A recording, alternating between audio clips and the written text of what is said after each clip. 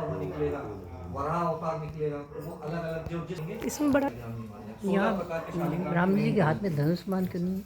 भगवान जब उनका ध्यान होने लगे तो सब कुछ छोड़ दिए थे, यहाँ पर अंतर और भगवान का संदेश है कि हम सबका भी सब कुछ छुड़ा लिया जाएगा, छोड़ के ही सब छोड़ के जाना पड़ेगा।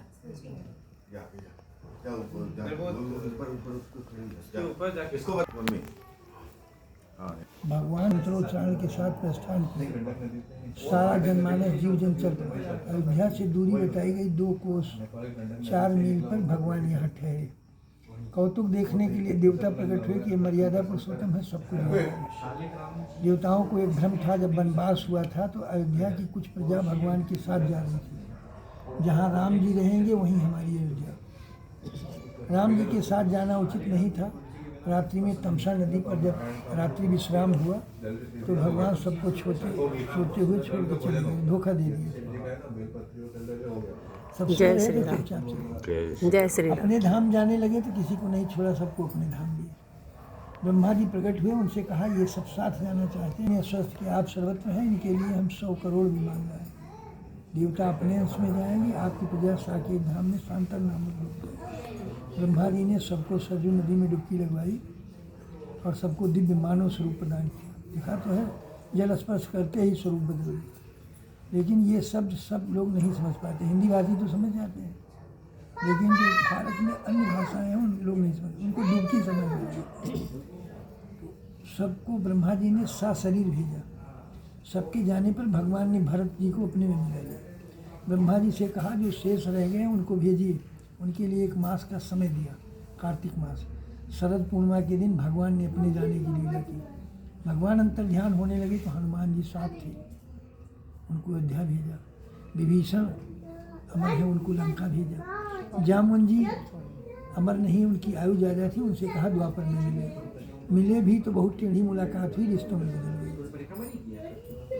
वहाँ भगवान को चोरी लगी कौस्तुभ मुनि की, वो ढूंढने गए थे और ढूंढने के बाद मिली जामवंत जी के पास, तो वहाँ 27 दिन झगड़ा हुआ, मारपीट।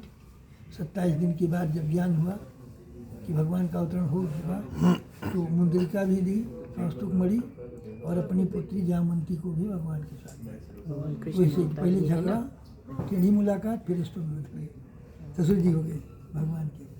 भगवान राम यहाँ अंतर ध्यान हुए, चतुर्भुज रूप धारण किए, विष्णु स्वरूप जैसे माँ जी के पास आए थे, और गरुण जी उनके वाहन हैं, वो उनको ले गए। इसका शुद्ध नाम है गोप्रतार घाट, अभी बिगड़ कर हो गया गुप्तार घाट। यह मंदिर 550 वर्ष पुराना राजा अयोध्या का बनाया हुआ।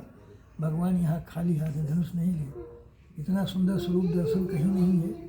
सामने सरजू जी बह रहे हैं, ऐसा कहीं स्थान भी नहीं। भगवान का संदेश है कि अंत में सबको खाली हाथ जाना। भगवान ने ना कहीं समाधि ली है, न जल समाधि ली है, न गुप्त ली है। भगवान प्रकट होते हैं, अंतर ध्यान होते हैं। हम सबका जन्म होता है, जो साधु हो जाएगा उसको मृत्यु के बाद जल समाधि होती है। नदी नहीं है तब समाधि होती है। और हम सब ग्रस्त हैं, हम सबका अंतिम संस्कार होता है, अग्नि संस्कार। भगवान 700 वर्ष पहले की उन्होंने भी नहीं कहा। रामानंद सागर ने बहुत पहले भी कहा, 87-88 के आसपास चल रहा था उनका, उन्होंने भी कहीं बात नहीं कही। लेकिन कुछ लोग हैं हमारे देश में, यहाँ तो पहुँचे हैं टैक्सी वाले, नाव वाले, भुट्टे वाले, ठेले वाले, ये सब जानते हैं कि भगवान जल समाधि लेंगे, भगवान गुप्त हुए। लेकिन व्यास, तुलसी, वाल्मीकि, इनको नहीं पता है, कोई ग्रंथ में नहीं है, किसी ग्रंथ में नहीं है। कहीं आपने कथा में भी नहीं सुना होगा, नहीं सुना। अब वो बात अलग है कि